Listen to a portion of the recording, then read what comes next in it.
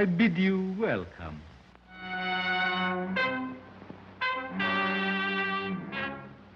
To a new world of gods and monsters. How do you like that, eh?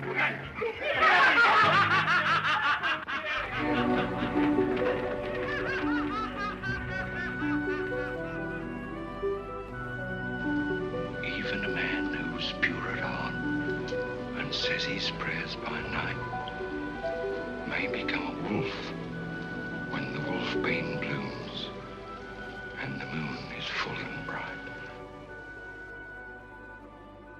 I love dead. Hate living. It's a perfect night for mystery and horror. The air itself is filled with monsters.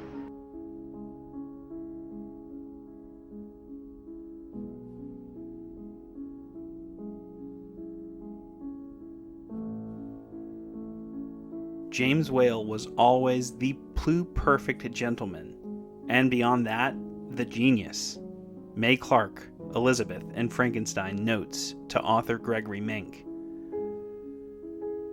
There is no single film director more important to the legacy of the Universal monsters than James Whale.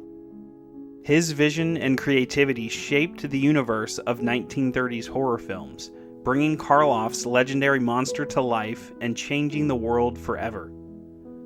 James Whale was not the first choice to direct Universal's Frankenstein in 1931, but fate allowed him the choice of any film on the studio's production slate, and he picked the one that interested him the most. Today, Whale is most remembered for directing Frankenstein, The Old Dark House, The Invisible Man, and The Bride of Frankenstein, 4 of Universal's best horror films of the Golden Age. With his unique vision and artistry, Whale is a Hollywood legend. But that artistry hid a complicated man. Whale was openly gay throughout the entirety of his career. Amidst his soaring successes, he was haunted in his older years. Today, however, we celebrate the man who made a monster. I'm Ian the Wolfman, and this is the Monster Archives.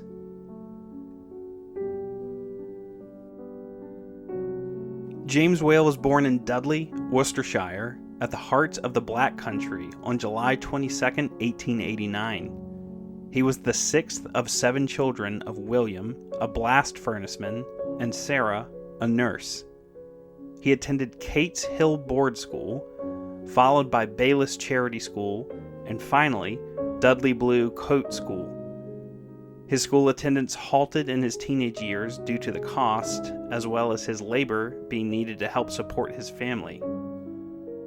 Though not physically strong enough to follow his brothers into the local heavy industry jobs, Whale started work as a cobbler.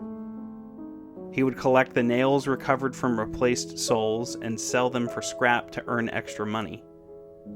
At an early age, he discovered an affinity for artistic ability and earned additional money by lettering signs and price tags for his neighbors. He would use his additional funds to pay for evening classes at the Dudley School of Arts and Crafts. When World War I broke out in August of 1914, Whale, who had little interest in the politics behind the war, realized that state-mandated enlistment was inevitable. So he voluntarily enlisted just prior to it being implemented. He was part of the British Army's Inns of Court Officer Training Corps in October 1915, stationed initially in Bristol. Whale was subsequently commissioned as a second lieutenant into the Worcestershire Regiment in July 1916. He was taken prisoner of war in battle on the Western Front in Flanders in August 1917, being held at Holzminden Officers' Camp, where he remained until the war's end, being repatriated to England in December 1918. While imprisoned, he became actively involved as an actor, writer, producer, and set designer in the amateur theatrical productions that were held at the camp, finding them a source of great pleasure and amusement. He also developed a talent for poker and cashed in the chips and IOUs from his fellow prisoners after the war to provide himself with finances for re-entry into civilian life. After the armistice, Whale returned to Birmingham and tried to find work as a cartoonist. He was quite the talented illustrator. He sold 2 cartoons to The Bystander, a British weekly tabloid magazine, in 1919, but was unable to secure a permanent position there. Later that year, he embarked on a professional stage career. Under the tutelage of actor-manager Nigel Playfair, who managed the Lyric Theatre in Hammersmith, Whale worked as an actor, set designer and builder, stage manager, and director. In 1922, while working under Playfair, Whale met Scottish theatrical stage and costume designer Doris Zinkeisen. Whale reportedly loved her, while already living as an openly gay man. He and Zinkeisen were considered a couple for nearly 2 years, reportedly becoming engaged in 1924, but calling it off the following year. Whale never had any other female lovers that history reports. Whale acted on stage some through the mid to late 1920s. In 1928, he starred in A Man with Red Hair as Herrick Crispin, the lunatic son of Charles Laughton, helping his father imprison and torture a young beauty. Whale would bring Laughton to the States for his first Hollywood acting role in 1932's The Old Dark House. Later, in 1928, Whale was offered the opportunity to direct 2 private performances of R.C. Sheriff's then unknown play, Journey's End, for the Incorporated Stage Society, a theater society that mounted private Sunday performances of plays. This, perhaps, was the starting line that would eventually lead to much of Frankenstein coming together the way it did. Set over the course of 4 days in March of 1918 in the trenches at Saint-Quentin, France, Journey's End gives a glimpse into the experiences of the officers of a British infantry company in World War I. The key conflict is between Captain Stanhope, the company commander, and Lieutenant Riley, the brother of Stanhope's fiancée. Whale offered the part of Stanhope to a then barely known, early 20s Laurence Olivier. Olivier initially declined the role, but after meeting the playwright, agreed to take it. A young Maurice Evans, best remembered for his role as Dr. Zaius in the 1968 film Planet of the Apes, was cast as Riley. The play was extremely well received and soon transferred to the Savoy Theatre in London's West End, opening on January 21, 1929. Olivier had since accepted an offer to take the lead role in a production of Beau Geste, leading to the role of Stanhope being recast to a 29-year-old Colin Clive. A 43-year-old George Zucco portrayed gentle Officer Osborne in the play. The production was an astounding success, with critics and audiences alike offering praise. It was noted that audiences would sometimes sit in stunned silence following the conclusion of the play, only to burst into thunderous applause and ovation. Whale biographer James Curtis wrote, "The play managed to coalesce at the right time and in the right manner the impressions of a whole generation of men who were in the war and who had found it impossible through words or deeds to adequately express to their friends and families what the trenches had been like." After 3 weeks at the Savoy, the production was transferred to the Prince of Wales Theatre, where it ran for the next 2 years. With the success of the play in Britain, Broadway producer Gilbert Miller soon acquired the rights to mount a New York production with an all-British cast headed by Colin Keith Johnston as Stanhope and Derek Williams as Riley. Whale also directed this version, which premiered at Henry Miller's Theatre on March 22, 1929. The production ran over a year, cementing its reputation as the greatest play about World War I. With both the British and American stage versions of Journey's End proving to be astounding successes, movie producers focused their attention on Whale.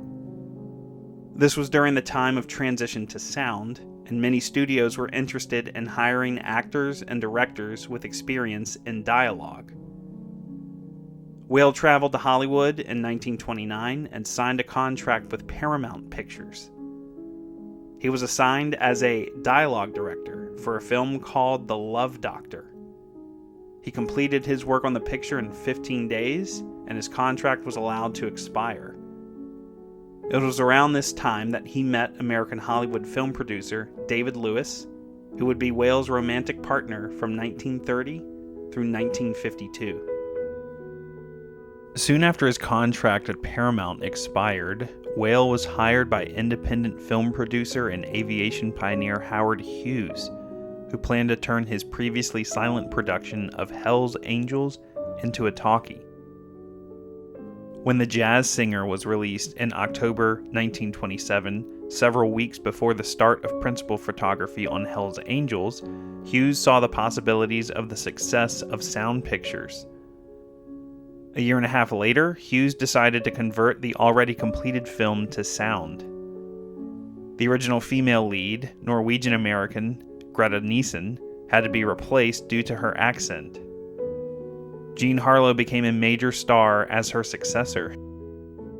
The production took 3 years total, from 1927 to 1930, and Hughes spared no expense. It remains one of the highest-grossing films of the early talkie period, bringing home $2.5 million, but not recouping its $2.8 million budget. Whale was hired to direct the talking sequences of the film, marking his film debut as director, arguably preparing him for future successes. Unhappy with the script, Whale brought in Joseph Moncure March to rewrite it. Hughes later gave March the Luger pistol used in the famous execution scene near the film's ending. One talking scene, filmed in multicolor but printed by Technicolor, provides the only color film footage of Jean Harlow.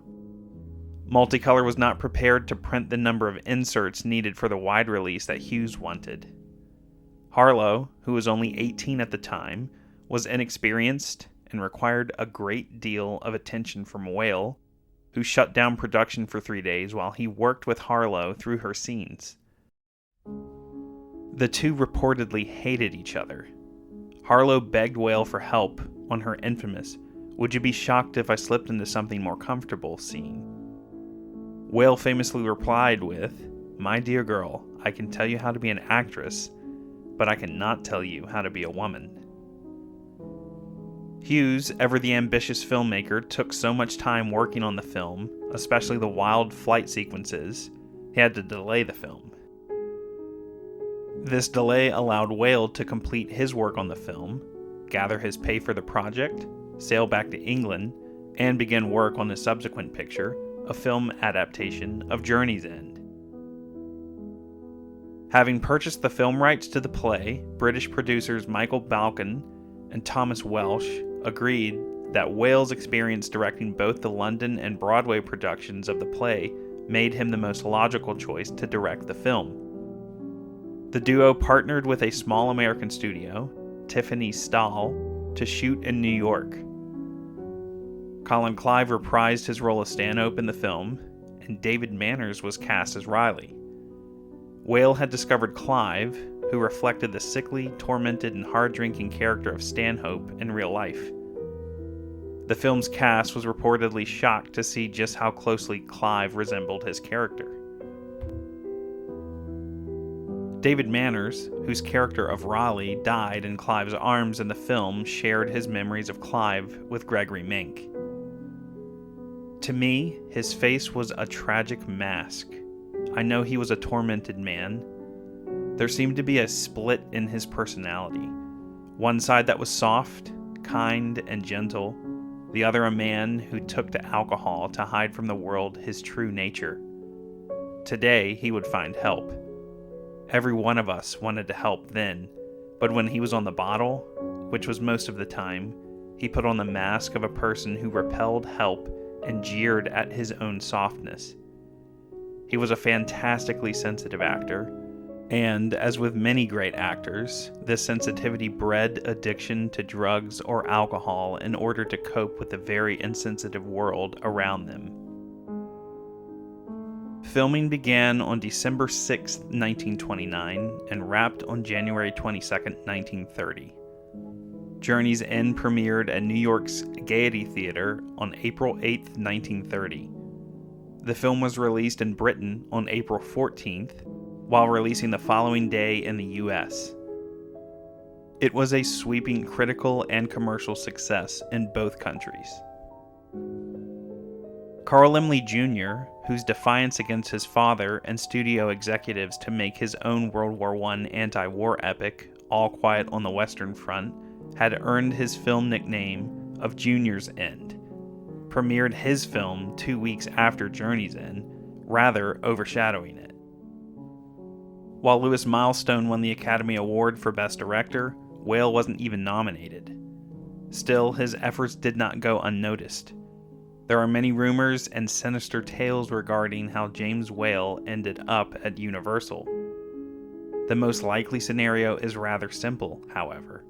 It's likely that Junior, with his usual sharp instincts for raw talent, simply took a chance on Whale, a chance that paid off handsomely for both men, and many, many others. With Hughes' work on Hell's Angels delayed, that film wasn't wide released in the US until November 15, 1930. While Whale was uncredited as a director for the film, it remains his cinema debut, but second film to be released. The following year, a German adaptation, Die andere Seite, or The Other Side in English, was released. It was directed by Heinz Paul and starred Conrad Veidt in the Stanhope role. It was a major success in Germany until 1933, when it was banned just weeks after the Nazis took power. Universal Studios signed Whale to a 5-year contract in 1931, with his first project for the studio the drama-romance war film Waterloo Bridge, starring Mae Clarke and Kent Douglas. Clarke, of course, would join Whale's next film as Elizabeth in Frankenstein. She was already famous for being on the receiving end of James Cagney's Half Grapefruit and The Public Enemy. All 3 of these films were released in 1931. Waterloo Bridge, based on Robert E. Sherwood's play, began its shoot on May 23, 1931, on a 26-day schedule and a $252,045 budget. Mae Clarke played the pitiful streetwalker Mira, who kills herself walking under a Zeppelin bomb falling upon Waterloo Bridge. In 1983, while residing at the Motion Picture Country House, where she rode an adult tricycle complete with an ET bell, she regaled Gregory Mink with tales of James Whale and her time working on the climax of Waterloo Bridge. Quote, "James Whale is a giant to me, and my words are inadequate. I remember it, a night scene on the backlot of Universal. The feeling of that scene was so empowering. Everyone felt a reality over pretense. By that time, we had all learned to take advantage of every second Mr. Whale could give us, because his finger and his mind were in every single facet of the production. You'd ask, where's Mr. Whale? Oh, he's up on the boom crane tower creating the bomber effect. He wanted to see Myra from the bomber's point of view. You'd ask, where's Mr. Whale now? Oh, he's in checking the sound. He knew just where he wanted the shadows, everything. It was his picture. A James Whale production." End quote. Whale completed the film for $50,000 under budget and 1 day ahead of schedule. Laemmle was so impressed he gave the director the choice of any property the studio had in the planning stages. Whale ultimately selected Frankenstein. Up until that moment, Robert Florey was attached as director. But we'll get into that drama very soon in an upcoming episode. Following Frankenstein, Whale directed The Impatient Maiden, starring Mae Clarke and Lou Ayres, and The Old Dark House, both in 1932. In 1933, he directed The Kiss Before the Mirror, a critical success, but box office failure. Following that, Whale thrilled the world with The Invisible Man, also in 1933. That film was followed by Candlelight, a 1933 modest box office hit. In 1934, he directed One More River, an adaptation of the novel of the same name by John Galsworthy. The film tells the story of a woman desperate to escape her abusive marriage to a member of the British aristocracy. This was the first of Whale's films which required approval from the newly instated Production Code Administration. Universal had a difficult time securing approval because of the elements of sexual sadism implicit in the husband's abusive behavior. The Bride of Frankenstein, considered by many to be Whale's masterpiece, was released in 1935. He had resisted making the sequel for years as he feared being trapped as a horror director. With the success of Bride, Laemmle was eager to place Whale as director on 1936's Dracula's Daughter. Whale was wary of doing two horror films back-to-back, and concerned that directing the film would interfere with his plans of working on the first all-sound version of Showboat. Ultimately, Whale convinced Laemmle to purchase the rights to a novel called The Hangover Murders. The novel is a comedy mystery in the style of The Thin Man, revolving around a group of friends who were so drunk the night one of them was murdered that none of them remember anything about the events. The film was retitled Remember Last Night. The film was one of Whale's personal favorites, but met with mixed reviews. Immediately following Remember Last Night, Whale went on to work on Showboat. He gathered many of those involved in the previous play adaptations, as well as the 1929 part-talkie version. This version of the film is widely regarded as the definitive film version of the musical. It became largely unavailable following the release of the 1951 remake. Showboat was the last of Whale's films to be produced under the Laemmles. We'll dive deeper into the studio's bankruptcy in future episodes, and the Laemmles lost control. J. Cheever Cowden, head of the Standard Capital Corporation, became the new head of Universal, and Charles R. Rogers took over Junior Laemmle's position. Whale's career took a nosedive after the release of his next film, a sequel to Universal's gold standard, All Quiet on the Western Front. Entitled The Road Back, the screenplay was written by Charles Kenyon and R.C. Sheriff, based upon the 1931 novel by Eric Maria Remarque. The film, once again, was intended to be a powerful picture combining strong anti-war sentiment with prescient warnings about the rising dangers of the dictatorship of Nazi Germany. The novel was banned by Nazi Germany, who, in turn, also threatened Universal with a boycott of all their films by the German government unless the anti-Nazi sentiments in their script were toned down. Had the Laemmles still been in control of the studio, they most likely wouldn't have given an inch. However, the new studio heads, fearing financial loss, caved into Nazi pressure, and the film was partially reshot with another director, and the remainder extensively re-edited, leaving it a pale comparison to Whale's original vision. To his further dismay, screenwriter Charles Kenyon was ordered to add comedy scenes, which Whale found unsuitable. Disgusted with the studio's cowardice under its new management, Whale left Universal after completing Wives Under Suspicion, an unsuccessful remake of his own film, The Kiss Before the Mirror. In between the two features, he directed a handful of other movies for Warner Brothers and MGM.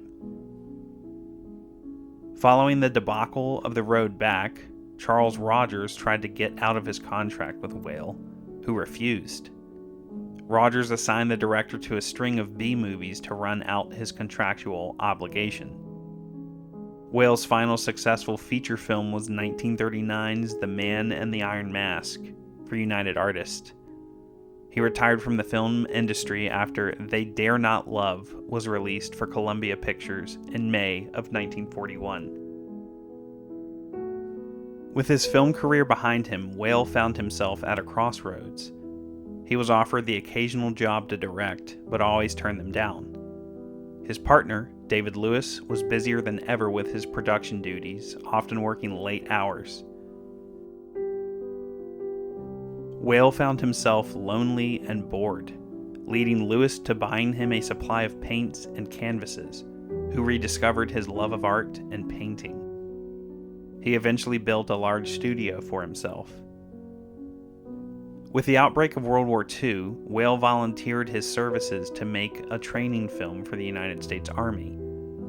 The film was called Personal Placement in the Army and filmed in February 1942. Later that same year, in association with actress Claire DeBry, he created the Brentwood Service Players. The Players took over a 100-seat theater, 60 of which were provided free of charge to service personnel.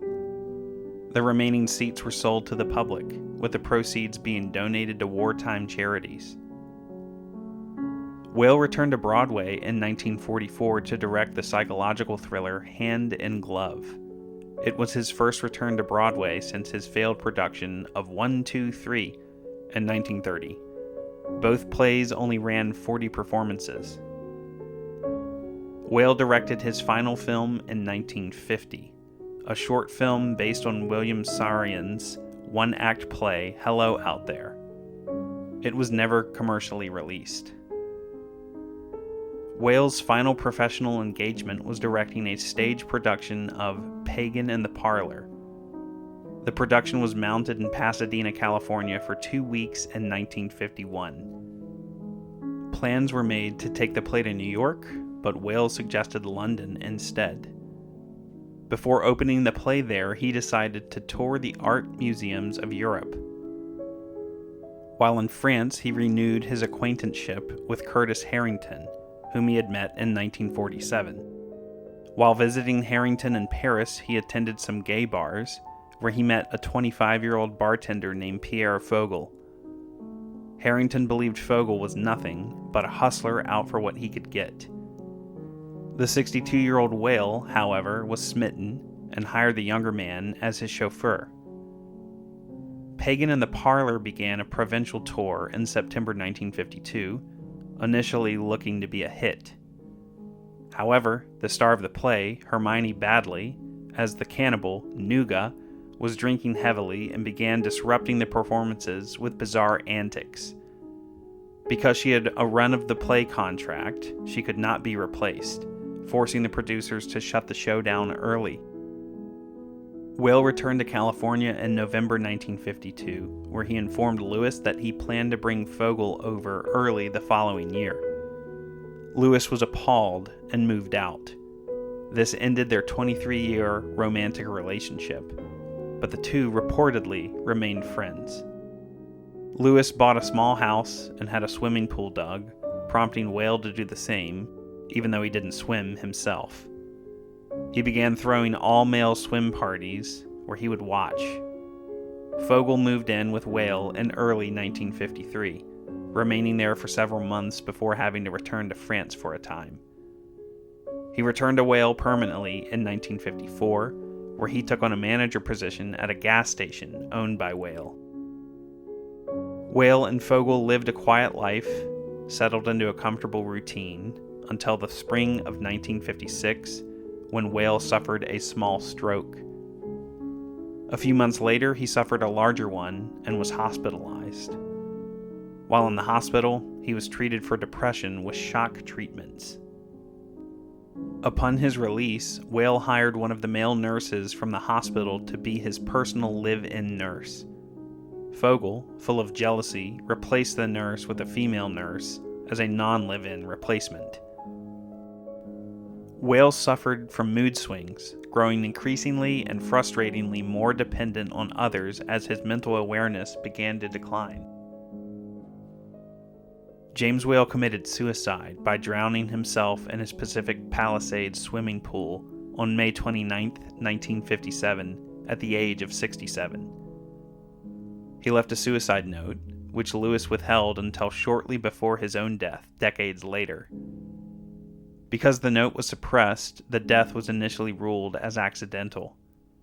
The note read in part, "To all I love, do not grieve for me.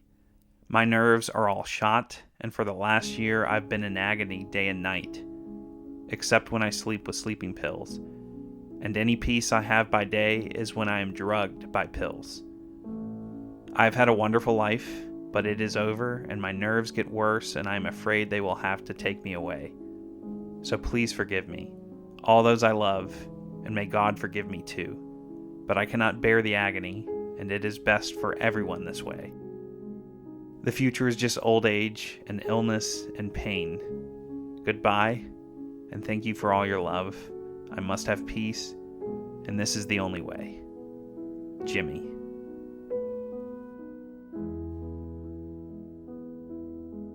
Whale's body was cremated per his request, and his ashes were interred in the Columbarium of Memory at Forest Lawn Memorial Park, Glendale. Whale had a habit of periodically revising his date of birth, so his niche lists the incorrect date of 1893. When David Lewis passed in 1987, his executor and Whale biographer James Curtis had his ashes interred in a niche across from Whale's. Many fans, film critics, and historians look for possible gay subtext in many of Whale's films. Whale's longtime partner David Lewis flatly stated that Whale's sexual orientation was not germane to his filmmaking. Quote, "Jimmy was first and foremost an artist, and his films represent the work of an artist, not a gay artist, but an artist." End quote. Whale's film style was heavily influenced by German Expressionism. He was a particular admirer of Paul Linney, who combined horror and comedy in his silent films. Whale was known for his groundbreaking use of camera movement. He is credited with being the first director to use a 360-degree panning shot in a feature film, included in Frankenstein. Often praised especially for the series of shots used to introduce Karloff's monster, the shots culminate in 2 close-ups of his face. This sequence was repeated by Whale to introduce Jack Griffin in The Invisible Man, as well as the abusive husband in One More River. The final months of Whale's life are the subject of the 1995 novel Father of Frankenstein by Christopher Bram. The novel focuses on the relationship between Whale and a fictional gardener named Clayton Boone. Father of Frankenstein served as the basis of the 1998 film Gods and Monsters, starring Ian McKellen as Whale and Brendan Fraser as Boone. McKellen was nominated for an Academy Award for his portrayal of Whale. A memorial sculpture was erected for Whale in September 2001 on the grounds of a new multiplex cinema in his hometown of Dudley. The sculpture, by Charles Hadcock, depicts a roll of film with the face of Frankenstein's monster engraved into the frames, and the names of his most famous films etched into a cast concrete base in the shape of film canisters. James Whale is a legend of the golden age of Hollywood, and an integral part of shaping the lasting pop culture iconography of Frankenstein. Without his replacement of Robert Florey as director of the 1931 Universal masterpiece, history would have been vastly different. You see, it was Whale who spotted a relatively unknown man on the backlot of Universal Studios one day, while in the pre-production stages of Frankenstein. The man's gaunt and unique appearance intrigued Whale, who approached the man and suggested he try out for a specific role in Frankenstein. That man, of course, was Boris Karloff. Join us next episode as we familiarize ourselves with the legendary actor before he brought the most iconic monster of all time to life.